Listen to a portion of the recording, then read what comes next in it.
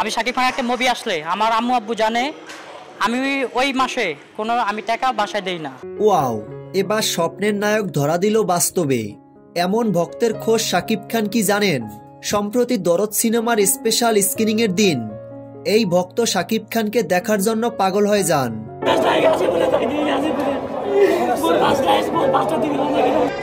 ছুটে গিয়েছিল স্বপ্নের নায়ক শাকিব খানকে একটু দেখার জন্য, কিন্তু তার হয়নি। সেদিন কান্নায় ভেঙে পড়েন শাকিব খানকে না দেখতে পেয়ে। অবশেষে মেগাস্টার শাকিব খান এ বিষয়টি দেখেছেন এবং শাকিব খান নিজেই সেই ভক্তের সাথে দেখা করেন। তাকে ফোন দেন দেখা করার জন্য।